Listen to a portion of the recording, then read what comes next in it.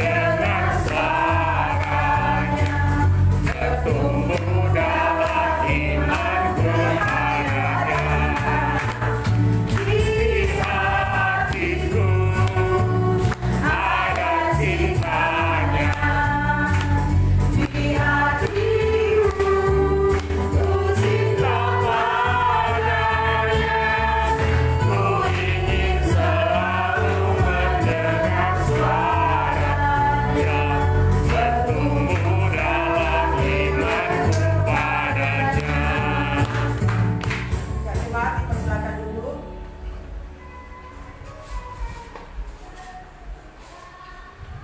Jemaat yang dikasihi Tuhan, marilah saat ini kita datang kepada Tuhan dan mengaku setiap dosa dan pelanggaran kita. Firman Tuhan dalam Yesaya 43 ayat 25 berbunyi, Akulah dia yang menghapus dosa pemberontakanmu, oleh karena aku sendiri dan aku tidak mengingat-ingat dosamu. Mari masing-masing kita berdoa secara pribadi kepada Tuhan. Sambil singers akan mengiringi kita dengan pujian tertindih dengan beban berat. Kita berdoa. Yang menghapus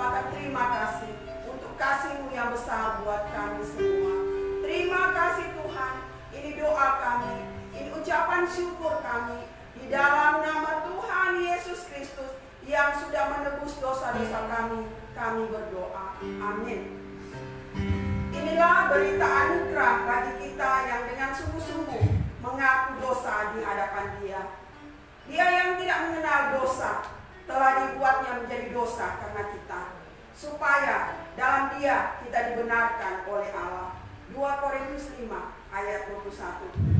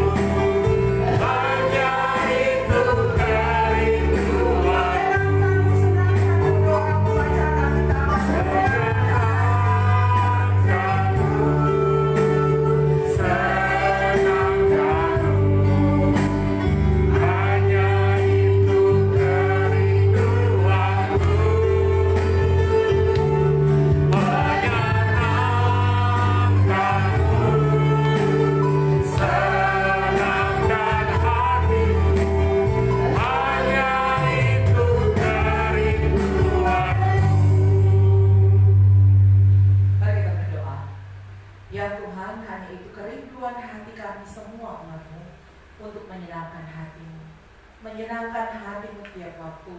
Tetapi juga kami menyadari keterbatasan kami Tuhan, di dalam kelemahan kami manusia, untuk boleh terus menyenangkan hati Tuhan. Kami lebih banyak menyenangkan hati kami, memuaskan keinginan hati kami.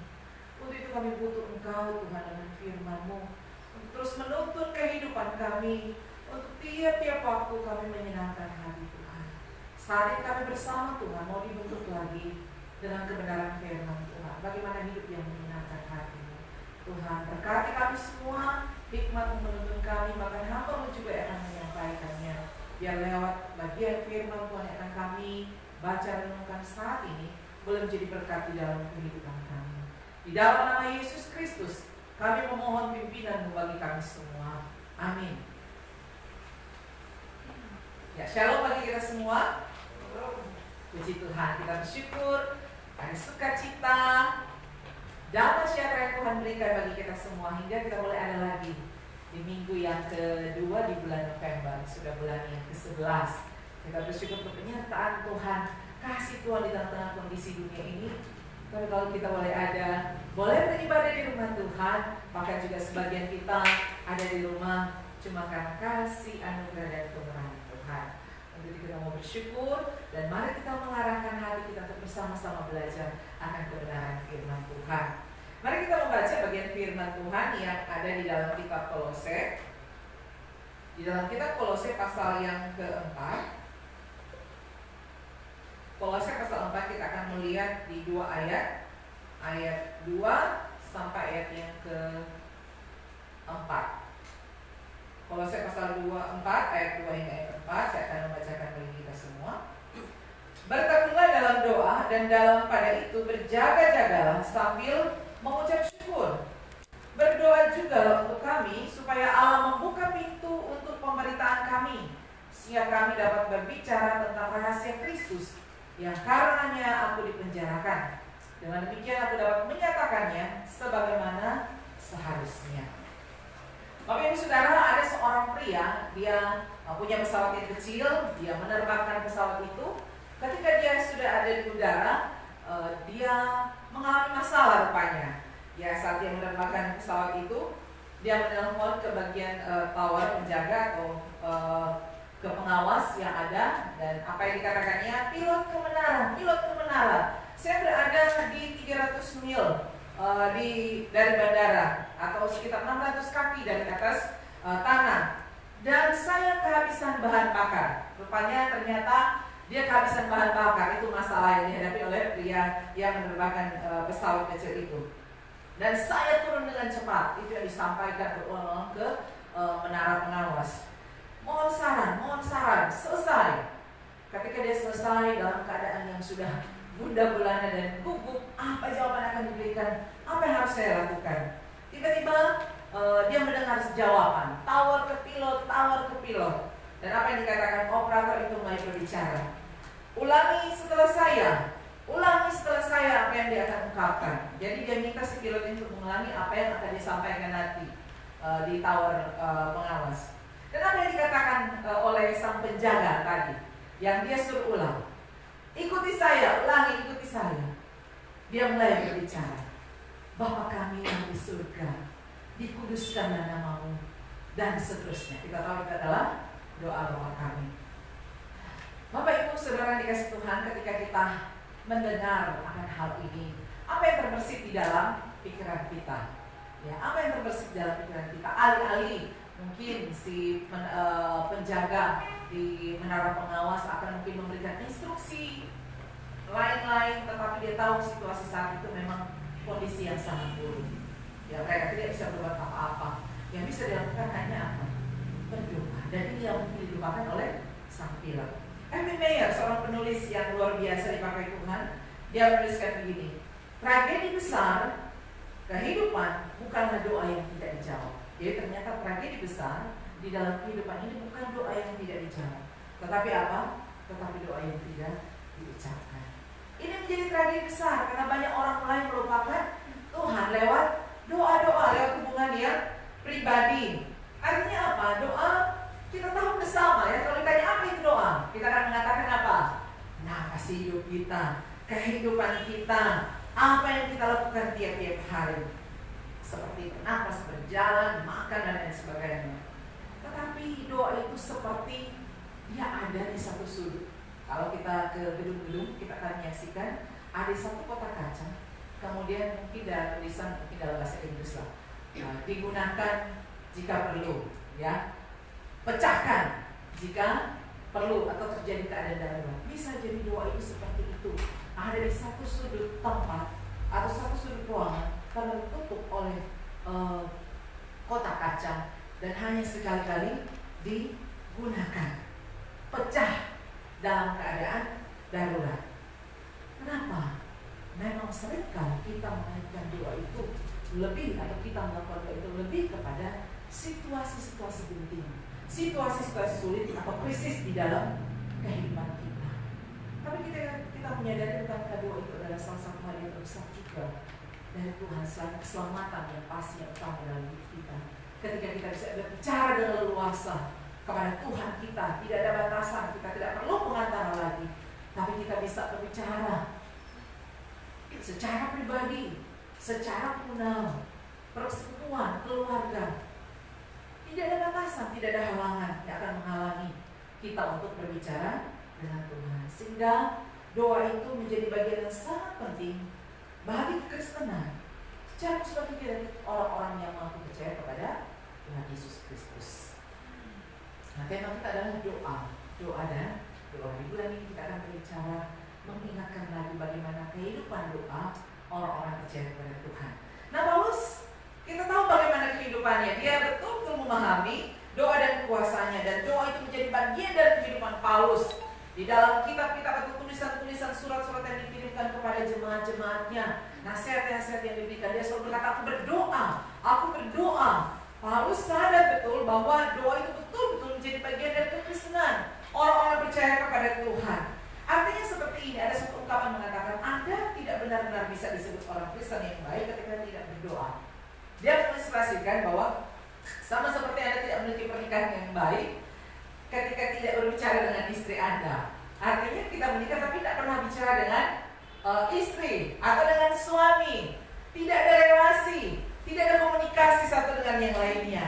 Atau dikatakan Anda bisa menjadi orang Kristen dan tidak berdoa, sama seperti Anda betul-betul tidak ada percakapan dengan orang-orang yang ada di rumah. Apakah kondisi ini boleh dikatakan kondisi yang benar? Pasti membuat sengsara. Ya, pasti membuat sengsara. Ada seorang ibu, dia curhat, dia bilang, seumur pernikahan sampai ada cucu, mungkin cuma satu kali dia berbicara dengan saya. Cuma untuk hal yang penting. Sisanya dia diam 1000 bahasa. Cuma kalau ditanya masalah anak misalnya, mau sekolah di mana anak ini? Di situ. Ada biaya itu? Ada. Jadi jawaban cuma satu kata. Jadi Bapak Ibu Saudara, bayangkan situasi seperti itu. Kalau saya pribadi saya nggak sanggup. Ya, artinya begini. Pentingnya ada relasi, ya. Suami baru di depan pintu, saya sudah menyerocos dengan berbagai pertanyaan. Dari mana kok ada di apa? Terus bagaimana tanggapannya dan lain sebagainya. Ya, jadi coba bayangkan 1000 pertanyaan dan dijawab cuma satu kata. Sudah.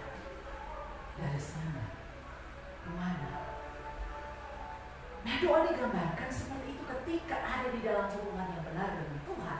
Ketika kita tidak melakukan atau kita tidak berdoa, situasi ada seperti itu. Sehingga Paulus juga menekankan betapa pentingnya kehidupan doa di tengah-tengah kehidupan orang yang percaya. Nah, kalau begitu menjadi pertanyaan, apakah doa itu menjadi satu kewajiban? Keharusan? Saya malah berkata tidak. Kenapa? Mungkin kita bertanya, kenapa begitu? Kalau begitu apa? Kalau doa itu bukan keharusan, kewajiban, jadi apa? Kan kita dituntut untuk berdoa. Firman Tuhan mengatakan kita harus berdoa. Karena kalau doa itu menjadi satu kewajiban, satu keharusan, maka kalau tidak melakukan berarti kita akan, ya tuntutannya kalau tidak melakukan kewajiban akan ada hukuman, ya, ada hukuman. Tetapi ketika doa dilakukan cuma karena kewajiban, karena keharusan, maka akan dilakukan dengan terpaksa, hati yang terpaksa, cuma karena paksaan. Memang benar, kalau di rumah guru-guru sekolah minggu pastinya mengajarkan kan, Sudah berdoa, pertanyaan pertama. Sudah baca Alkitab, kenapa? Karena mereka masih kanak-kanak. Ya, mereka masih perlu dituntun. Sehingga perlu sepertinya mereka merasakan bahwa itu seperti kewajiban. Tetapi bagi kita sebagai orang percaya, orang Kristen dewasa, seharusnya doa itu menjadi kebutuhan, bukan kewajiban. Karena kalau kewajiban, kita akan berdoa dengan terpaksa, dengan hati yang sebenarnya tidak ada kerendahan untuk berdoa, dipaksa-paksa untuk berdoa. Sehingga apa sih doa itu? Doa itu adalah satu kebutuhan di dalam diri manusia. Sehingga betul kita mengatakan doa itu adalah nafas, doa adalah hidup kita. Tapi mengertikah kita bahwa nafas seperti apa? Apakah doa itu sudah menjadi kebutuhan di dalam kehidupan kita manusia?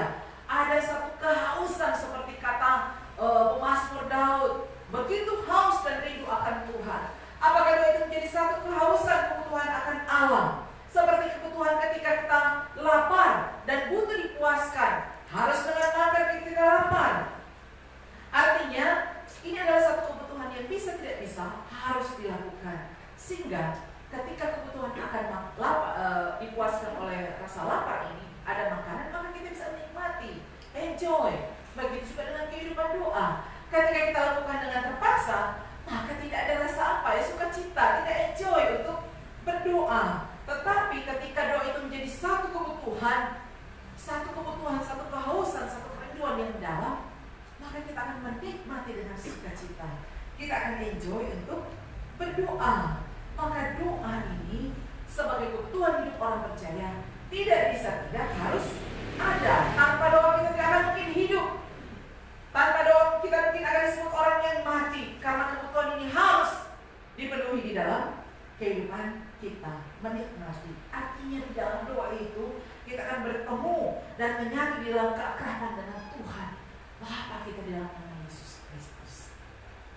Hal yang paling simpel sebenarnya ketika kita menjalin hubungan dengan orang yang terkasih, ketika kita tidak ada komunikasi satu dengan lainnya, masih ada kekeringan di dalam diri kita, butuh untuk dipuaskan. Tapi juga doa bukan sekedar tradisi seperti yang saya katakan awal. Bukan sekedar tradisi. Ya, karena sudah tradisi berdoa, sebelum makan berdoa, sebelum tidur berdoa, bukan lagi menjadi satu kebutuhan. Bahwa sebelum kita menikmati makanan ini yang ada, kita bersyukur. Ini dari mana sih? Ini karena Tuhan. Ini karena Tuhan. Ini dari Tuhan. Sehingga ada ungkapan syukur yang lahir dari mulut kita, terlebih dari hati kita. Sehingga kalau kita tahu ini adalah kebutuhan orang percaya, maka doa yang lahir adalah doa yang lahir dari hati kita. Sehingga jadi bagaimana seharusnya kita sebagai orang percaya, doa itu menjadi bagian kita semua. Artinya doa menjadi bagian yang penting ketika kita sungguh-sungguh di dalam kerukunan. Mari kita lihat apa yang Paulus katakan. Dia mulai berkata di dalam ayat yang kedua, bertekunlah dalam doa. Bertekunlah dalam doa. Artinya di dalam bahasa aslinya, artinya adalah meneruskan dengan tabah, bertahan, patuh di dalam doa. Ada semangat ketika kita berpaut, kita sungguh-sungguh di dalam doa. Paulus meminta kepada jemaat di Kolose saat itu, mari berdoa dengan tekun, dengan sungguh-sungguh, dengan kewaspadaan. Kalau kita melihat bagian Alkitab yang menggambarkan bagaimana ketekunan ini, kita mundur ke kitab Lukas. Ya, kitab Lukas, kita pasti kenal bagian ini, kitab Lukas pasal 1 dan seterusnya. Yesus mengatakan satu perumpamaan kepada mereka untuk menegaskan mereka harus selalu berdoa dengan tidak jemu-jemu. Apa yang Yesus gambarkan di situ? Dia menggambarkan, menceritakan di satu kota ada seorang hakim yang tidak takut akan Allah. Yesus menggambarkan, menceritakan ada seorang hakim yang tidak takut akan Allah, bahkan tidak menghormati seorang pun.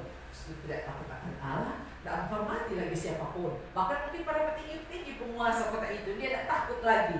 Nah, hormat kepada Tuhan, tidak takut kepada orang-orang yang ada. Dan ada seorang janda di kota itu yang katanya selalu datang kepada hakim itu dan berkata, belalah hakku kepada atau terhadap lawanku. Nah, dikisahkan di dalam perumpamaan itu, hakim itu selalu menolak.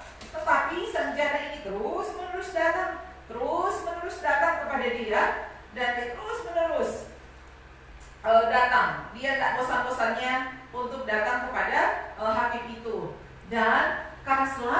saat akhirnya hakim itu berkata, walaupun aku tidak takut akan Allah dan tidak menghormati seorang pun, namun karena janda itu menyusahkan aku, baiklah aku membenarkan dia, supaya jangan terus saja ia datang dan akhirnya menyerang aku.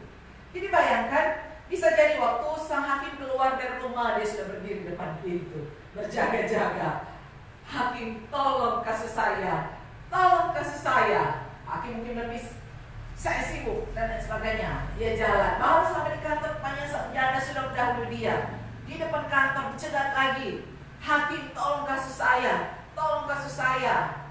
Hakim menolak, tetapi berulang-ulang mau keluar dari tempat kerjanya sudah dihadang lagi oleh janda ini. Terus menerus, tidak pernah jemu dan bosan. Bahkan boleh dikata tidak takut akan resiko. Saja dia meminta penjaga pengawal untuk menghadapi sang janda ini. Dan akhirnya apa yang terjadi?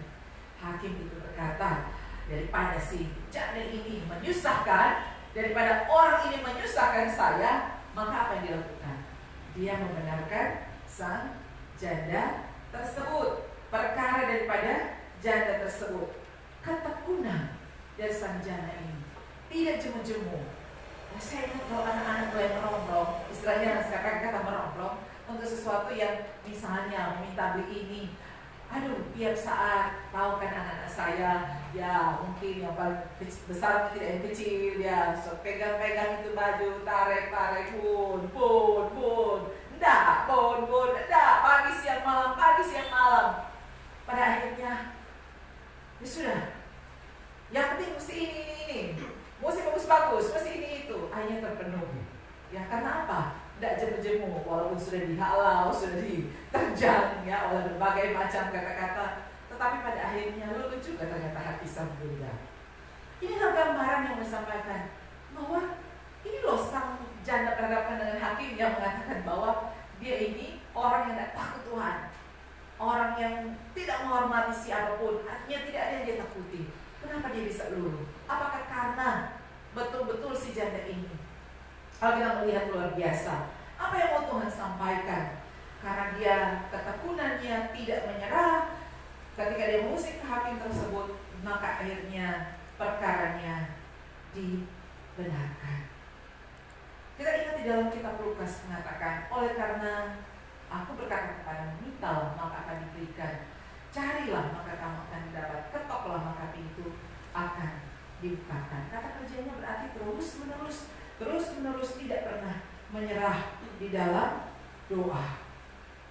Tidak pernah menyerah. Ada perbedaan ya antara doa yang panjang dan doa yang terus menerus. Artinya bukan soal panjang lebarnya doa itu, tetapi ketika dengan ketekunan terus menerus tidak pernah berjeruah di dalam berdoa.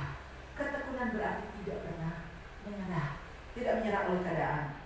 Banyak orang akhirnya menyerah dengan mudah.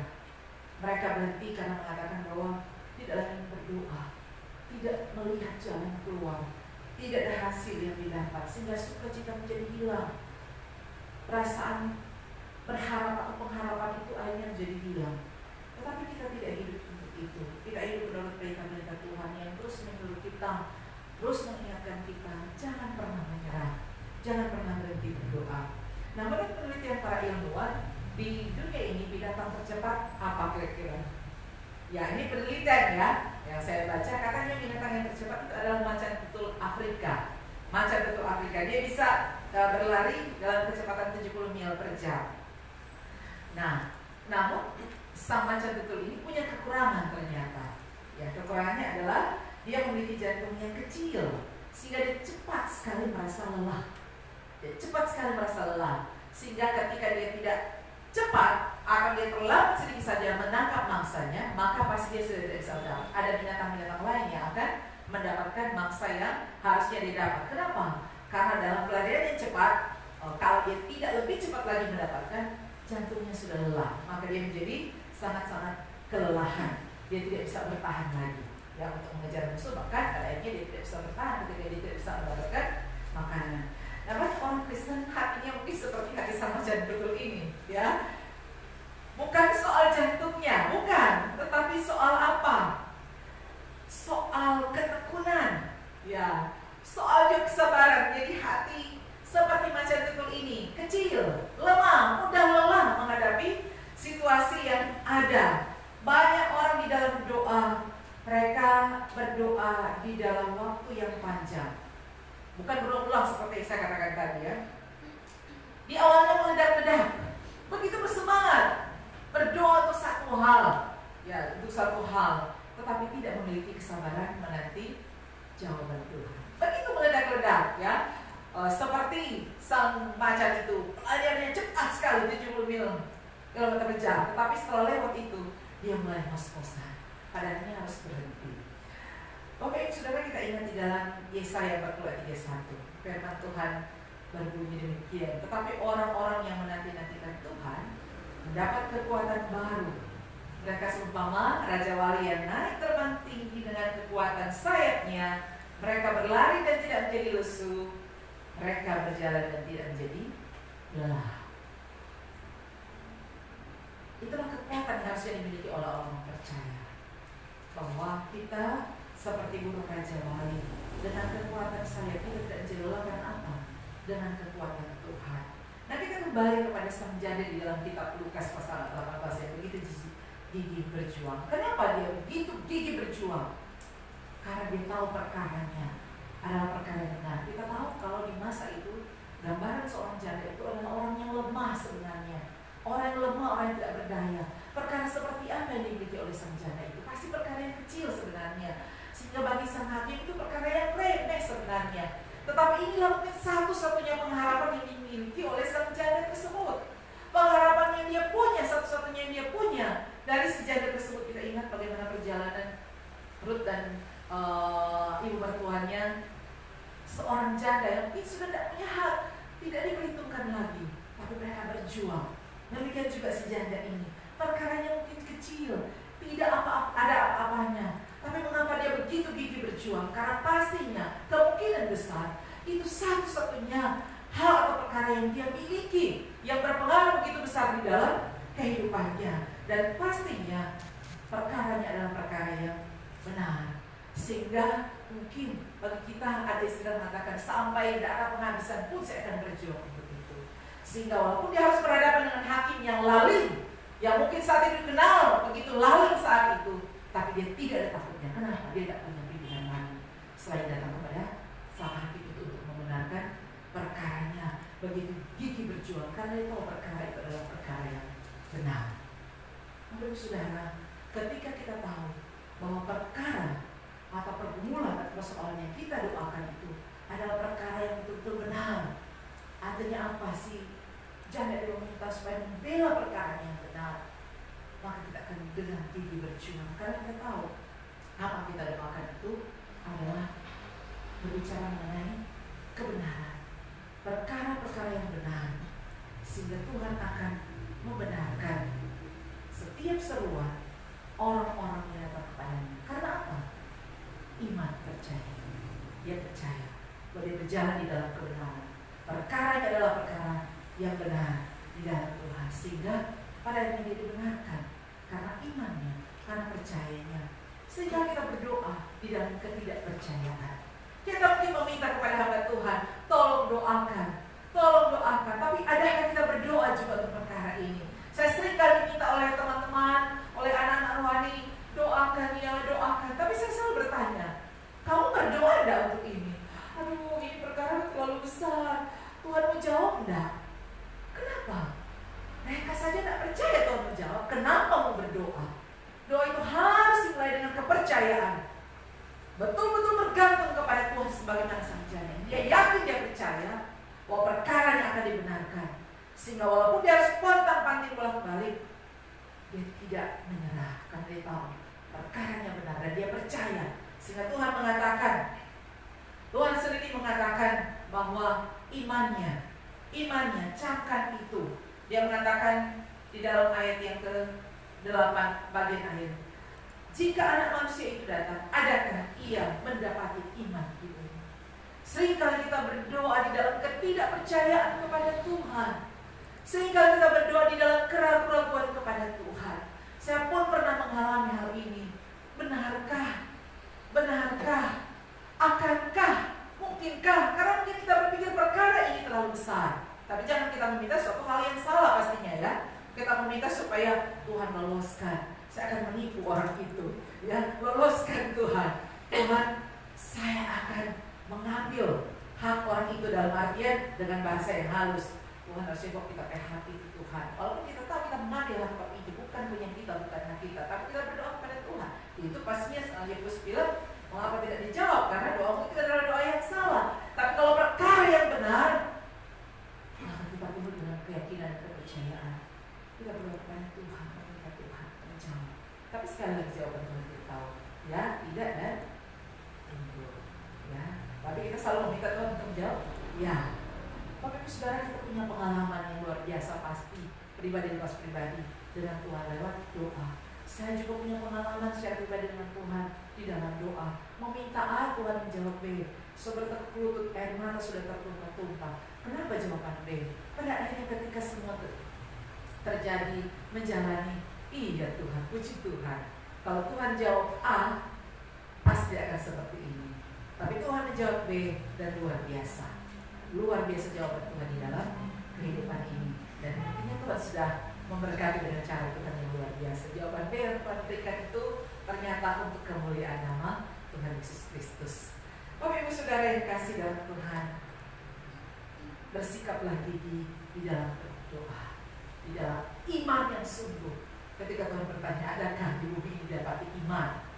Seperti itu, percaya. Ketika kita berdoa dengan keraguan-keraguan, mungkinkah kita meragukan Tuhan?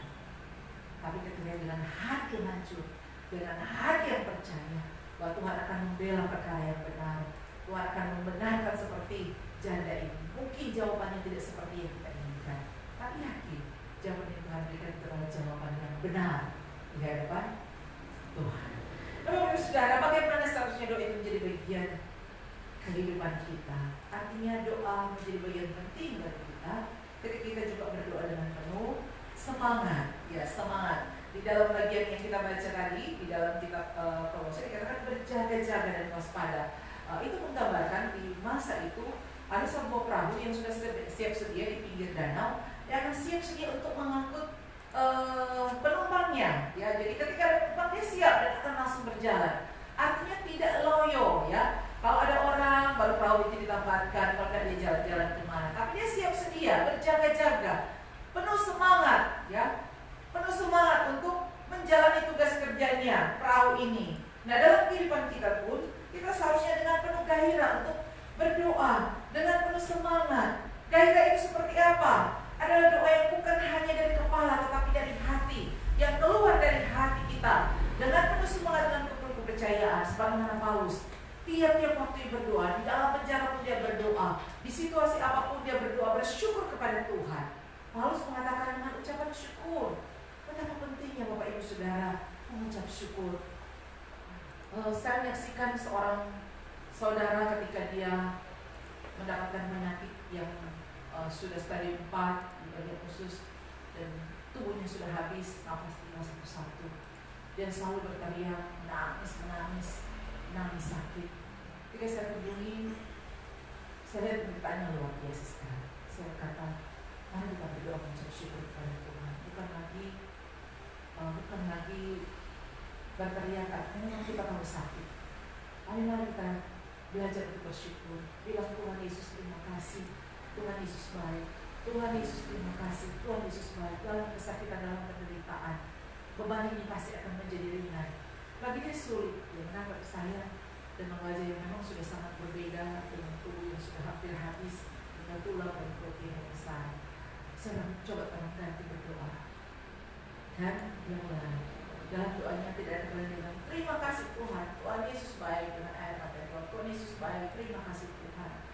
Kemudian saya sudah tidak lagi bertemu sampai dia meninggal beberapa hari kemudian, tapi istrinya menyaksikan bahwa waktu dia berdoa, setiap kali dia berdoa, dia rasanya menjadi ringan di dalam menangis. Dan pada akhir, pada saat dia mau meninggal, waktu penderitannya dan majelisnya datang untuk mengunjungi di saat terakhir, doa penyerahan, sudah mau meninggal saat itu, mereka heran mendengar doanya. Mereka kaget dan bertanya, kenapa dia berdoa seperti itu kepada istrinya? Tuhan Yesus, dia mengatakan, Tuhan Yesus baik, terima kasih Tuhan. Tuhan Yesus baik, itu terus kata-kata yang keluar dari mulutnya. Tuhan Yesus baik, terima kasih Tuhan. Mereka begitu heran menyaksikan. Kenapa dia berdoa seperti itu? Iya, di beberapa hari memang itu doa yang selalu diucapkan. Dan rasanya dadanya katakan belum, memang dia masih sakit. Tapi ketika dia mengungkapkan doa itu, bukan lagi teriakan, Tuhan tolong, rasanya dia begitu berbeda. Dan bagi mereka ini sangat menakjubkan dan heran. Karena tidak pernah dia menemui seorang yang sakit, tetapi berteriak seperti itu kepada Tuhan, bersyukur di tengah sakitnya. Dan puji Tuhan, pada saat dia meninggal, apa yang diungkapkannya? Terima kasih Tuhan, Tuhan Yesus baik. Luar biasa, Ibu Saudara. Luar biasa. Ketika di dalam kesakitan, di dalam pergumulan, ada ucapan syukur, ada rasa syukur dan mengatakan Tuhan Yesus baik. Sakit itu mungkin tidak hilang, tapi yang keluar adalah ungkapan syukur.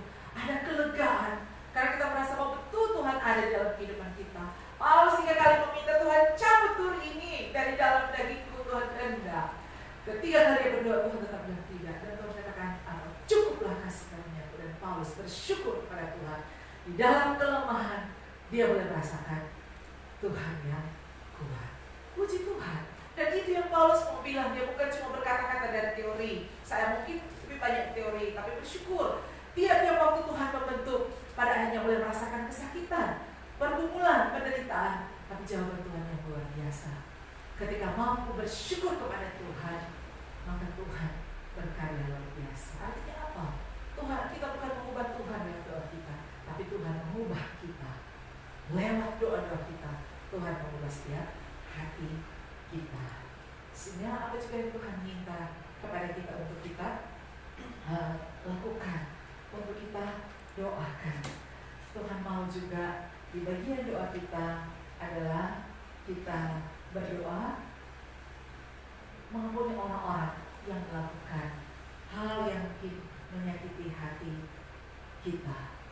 Itu juga Tuhan minta akan memberikan kelegaan. Walaupun sulit, saya tahu pasti sulit, tapi itu yang Tuhan minta kepada kita, orang-orang yang percaya. Di Lukas 6 ayat 8 mengatakan, mintalah berkat bagi orang yang mengutuk kamu, berdoalah bagi orang yang mencaci kamu. Sudah mengampuni susah, meminta berkat lagi buat orang itu lebih susah lagi. Tetapi kita belajar untuk melakukan hal yang Tuhan mau. Dan kemudian bagaimana seharusnya doa itu menjadi bagian bagi kita orang yang percaya. Artinya doa menjadi bagian yang penting kita ketika kita berdoa bagi orang lain. Doa syafaat ya kalau kita sering sebut. Doa syafaat adalah berdoa bagi orang lain agar kehendak Tuhan terjadi di dalam kehidupan juga mereka. Doa yang benar pastinya ya, bukan kita mendoakan supaya dia cepat mati, supaya dia cepat sakit, supaya dia berusaha bangkrut, bukan seperti itu. Ya, kisahkan dua orang yang terdampar, ini cuma satu gambaran, terdampar di satu pulau. Mereka berdua boleh dikata mengadakan satu kompetisi. Doa siapa yang paling cepat dijawab oleh Tuhan? Jadi mereka berdua membagi pulau itu, kasih tanda, dan dua orang ini berdoa. Tetapi yang satu, yang si A, dia lihat, setiap kali dia berdoa, kenapa selalu terwujud? Ketika dia minta Tuhan supaya saya bisa ada gubuk kecil, ketika dia kejar dia mendapati satu gubuk yang kecil di pulau ini tidak ada orangnya. Kemudian dia minta makanan, kenapa tiba-tiba ada makanan? Dan terus dia berdoa, apa yang didoakan terus terkabul. Tapi dia melihat orang yang di sebelah, temannya ini, tidak ada satupun yang mungkin dia cuma tidur terus di alas pasir, makanannya seadanya, ya makan seadanya, dan hidupnya kan dia lebih sengsara. Dan dia mulai menertawakan teman yang satu ini. Ya dia bilang, doanya kurang maju, tidak maju doanya. Sampai satu ketika ada kapal yang lewat, yang satu angkat tangan dan ternyata dijemput yang satu. Terus dia mau pergi, dia tidak ingat temannya itu. Dan dia bilang, doamu kurang maju, saya dijemput. Kenapa doamu tidak maju? Apa yang terjadi denganmu? Dan apa yang dikatakan oleh sang temannya? Dia bilang, doa saya semua terjawab. Loh, kamu tidak mendapatkan apa-apa? Iya, doa saya terjawab. Memangnya apa yang kamu doakan? Saya selalu berdoa supaya doamu selalu dijawab oleh Tuhan. Wow, luar biasa. Bapak Ibu Saudara, dia tidak berdoa untuk dirinya, tetapi dia terus berdoa untuk temannya supaya temannya terus diberkati Wah, temannya terpelihara, dia tidak ingat dirinya, tetapi dia selalu ingat ada temannya. Dan bagi orang itu, kau tidak diberkati, hidupmu susah, doamu tidak dijawab. Bukankah seringkali kita menghadapi kenyataan seperti itu? Kita seringkali tertawakan, dicemooh. Ketika kita sungguh-sungguh hidup dalam Tuhan, ketika kita melihat orang yang mungkin hidupnya bagi kita tidak benar, tapi kenapa dia selalu berkelimpahan dan dia menertawakan mungkin kehidupan kita? Ya, tidak diberkati Tuhan. Tetapi sadarkah dia mungkin ketika kita selalu berdoa untuk dia? Sadarkah dia ketika namanya juga kita sebut? Adakah setiap nama yang kita sebut yang mungkin pernah membuat kita sakit hati, atau orang yang mungkin bagi kita tidak penting, tapi nama dia kita sebut ketika hati kita berbelas kasihan dan dia mungkin berkelimpahan dan dia menertawakan kita? Mungkin ada saat ini di antara kita. Saya pun pernah mengalami, tapi kita tidak kecil karena kita tahu bagian kita pun ada di hadapan Tuhan. Bahwa Tuhan menjawab doa kita bukan sesuai dengan keinginan saya, tapi sesuai dengan kehendak Tuhan. Ketika kita belajar seperti itu, maka doa itu bukan mengubah Tuhan menjawab doa kita, tapi doa itu mengubah hati kita. Hati kita untuk semakin sungguh kepada Tuhan, menaikkan doa syafaat bagi orang-orang. Dan memahami kekuatan doa ini, Paulus meminta kepada jemaat yang ada di Kolose. Dia tidak minta supaya tolong supaya hukuman saya diperingan, bukan. Tolong supaya hukuman saya, supaya saya dibebaskan, bukan. Tetapi apa yang Paulus katakan, berdoa juga untuk kami supaya Allah membuka pintu untuk pemberitaan kami. Bukan membuka pintu sel, bukan. Tapi membuka pintu untuk pemberitaan kami sehingga kami bisa berbicara tentang rahasia Kristus yang karenanya aku dipenjarakan. Wow, luar biasa Paulus ini. Dia tidak meminta tolong doakan saya, bukan. Tapi bagi pemberitaan Injil, itulah doa yang benar. Ketika kita berdoa untuk pelebaran kerajaan surga yang ada di dunia ini, maka itulah doa yang sesungguhnya yang dinaikkan kepada Tuhan. Dan Paulus ingin melihat kerajaan Allah semakin berkembang luas di tengah-tengah dunia ini. Seperti Yesus juga berdoa untuk murid-muridnya, berdoa bagi kita semua tentang kehidupan yang di dunia ini, bahwa tentang jiwa, tentang keselamatan jiwa yang ada dalam tengah dunia ini. Itulah doa yang sesungguhnya. Sehingga Bapak Ibu Saudara yang dikasih dalam Tuhan, sebagaimana Paulus ini, supaya mereka berdoa sesuai dengan kehendak Tuhan.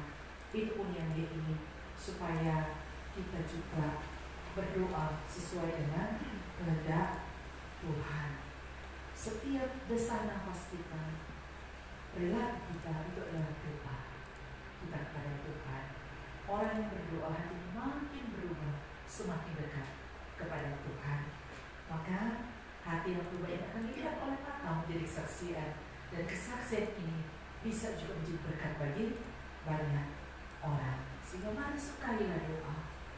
Jadikan doa itu sebagai satu kebutuhan utama, makanan yang menjadi keinginan kita tiap-tiap hari, kebutuhan kita tiap-tiap hari. Seperti apa kehidupan doa kita? Apakah kita gigih berdoa? Apakah kita bergairah di dalam doa atau cuma sembarangan? Cuma asal ambil absen? Seperti anak-anak mungkin, siapa yang sudah berdoa katakan saya supaya apa? Dapat pujian. Bukan. Anak-anak perlu dituntun supaya mereka tahu kebutuhan mereka adalah doa. Sebagaimana makan, anak kecil kalau makan susah disuruh makan. Orang tua kejar-kejar supaya dia makan. Tapi ketika dia mulai dewasa memahami, dia tahu sebenarnya, tidak perlu disuruh. Ketika lapar dia akan makan. Artinya menjadi satu kebutuhan yang utama di dalam kehidupan kita. Mari kita menjadikan doa itu sebagai bagian hidup kita, sebagai nafas kita. Setiap desahan nafas kita itu adalah doa kita. Setiap perilaku kita itu adalah doa kita kepada Tuhan. Sehingga kita harus menjadikan doa yang sungguh-sungguh dipakai Tuhan untuk menjadi alat Tuhan, mengubah dunia ini, untuk membawa orang-orang semakin mengasihi Tuhan. Mari kita berdoa. Tuhan, terima kasih untuk kebenaran ini. Tuhan, tolong kami semua untuk hidup Tuhan di dalam doa.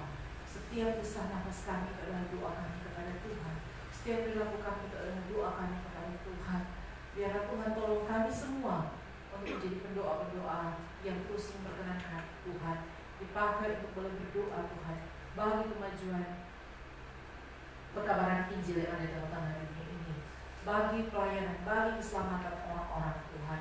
Bahkan juga Tuhan, biar Tuhan pakai gereja ini, GP Agape, untuk terus Tuhan berdoa untuk hormat dan kemuliaan nama Tuhan. Di dalam nama Yesus Kristus, kami menyerahkan kami semua ke dalam tangan Tuhan untuk hidup Tuhan di dalam doa kepada Tuhan. Amin.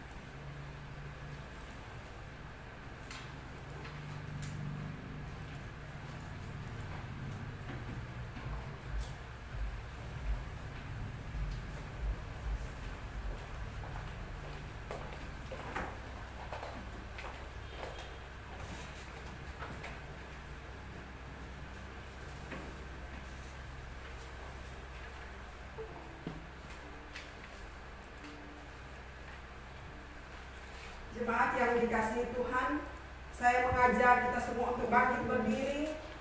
Mari bersama-sama dengan gereja di segala abad dan segala tempat kita akan mengikrarkan pengakuan iman kita. Menurut pengakuan iman rasuli, kita mengaku demikian. Aku percaya kepada Allah Bapa yang Maha Kuasa, Khalik langit dan bumi, dan kepada Yesus Kristus anaknya yang tunggal Tuhan kita, yang dikandung dari Roh Kudus, lahir dari anak darah Maria, yang menderita di bawah pemerintahan Pontius Pilatus, disalibkan, mati dan dikuburkan, turun ke dalam kerajaan maut. Pada hari yang ketiga bangkit pula dari antara orang mati, naik ke sorga, duduk di sebelah kanan Allah, Bapa yang Maha Kuasa, dan akan datang dari sana untuk menghakimi orang yang hidup dan yang mati. Aku percaya kepada Roh Kudus, Yang Kudus dan persekutuan orang kudus, pengampunan dosa, kebangkitan tubuh dan hidup yang kekal. Amin. Dipersilakan duduk kembali. Roma 12 ayat 1 berkata, karena itu saudara-saudara, demi kemurahan Allah aku menasihatkan kamu, supaya kamu mempersembahkan tubuhmu sebagai persembahan yang hidup, yang kudus dan yang berkenan kepada Allah. Itu adalah ibadahmu yang sejati. Kita akan memberikan persembahan kepada Tuhan. Mari kita memberi yang terbaik kepada Tuhan. Sambil kantong persembahan dijalankan, kita pujikan pujian KPPK 342, beri terbaikmu.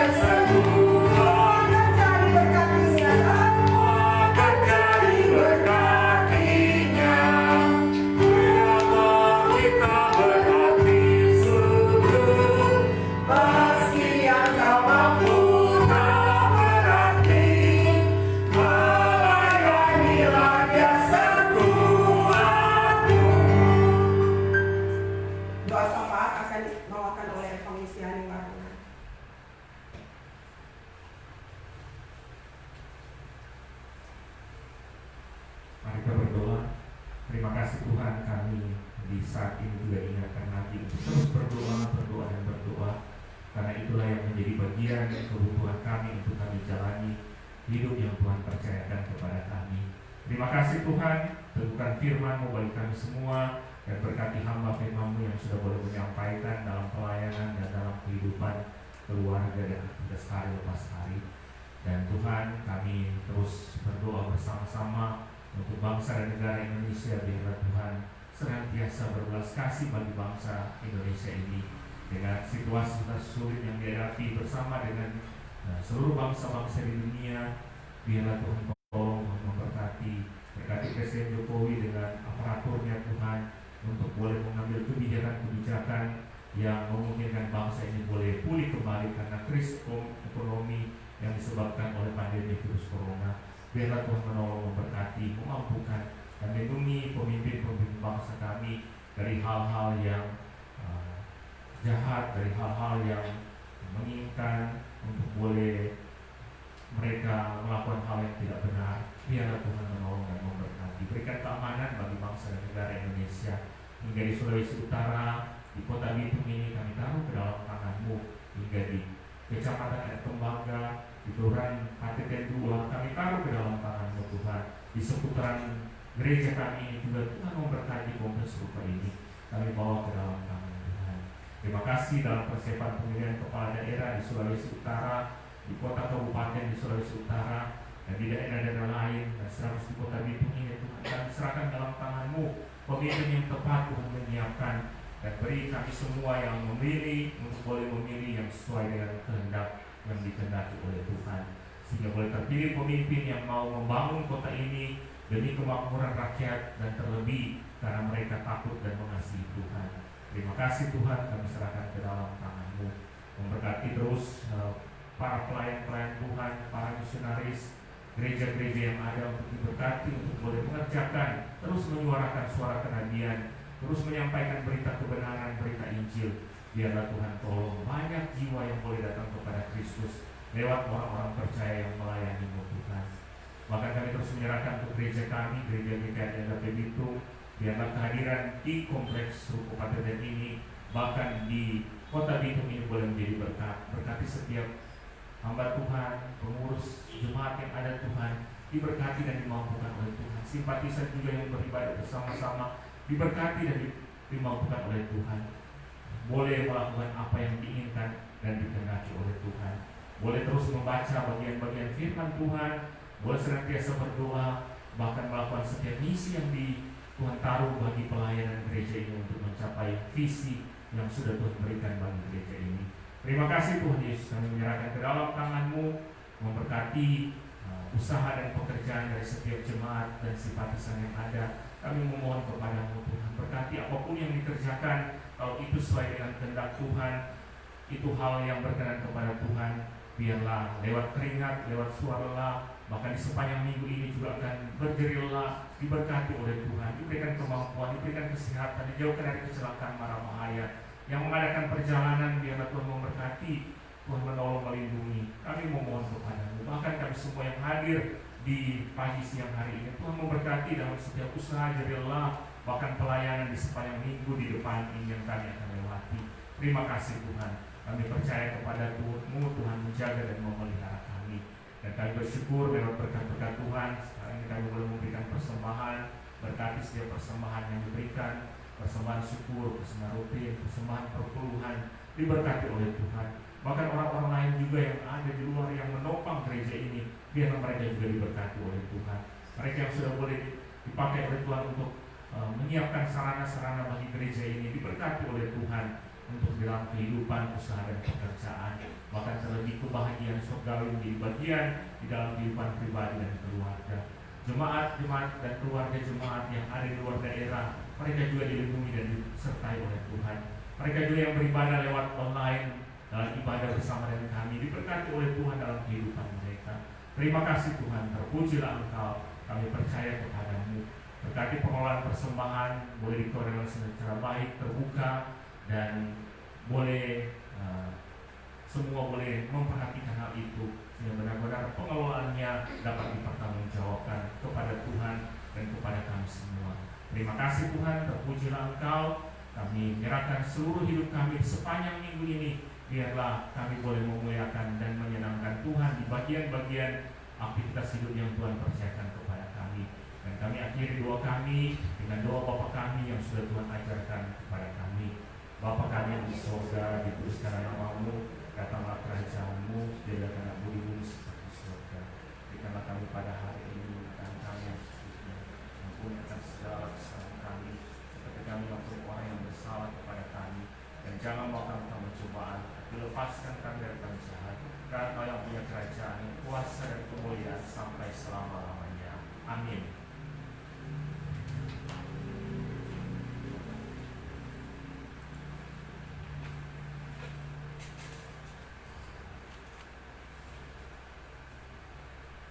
Kita akan mengakhiri ibadah hari ini. Mari kita bangkit berdiri. Kita mengembalikan segala pujian, hormat, dan pengagungan hanya kepada Allah Tritunggal. Mari kita pujikan doksologi, doa dan berkat oleh Evangelis Mary Nungkal.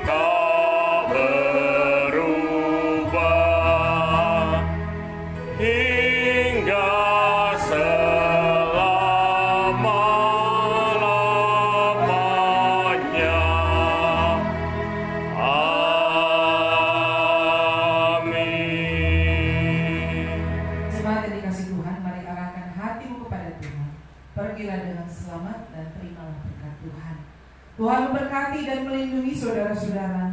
Tuhan menyinari dengan wajah-Nya dan memberi saudara-saudara kasih karunia. Tuhan menghadapkan wajah-Nya kepada saudara-saudara dan memberi engkau damai sejahtera sekarang ini sampai selama-lamanya. Amin.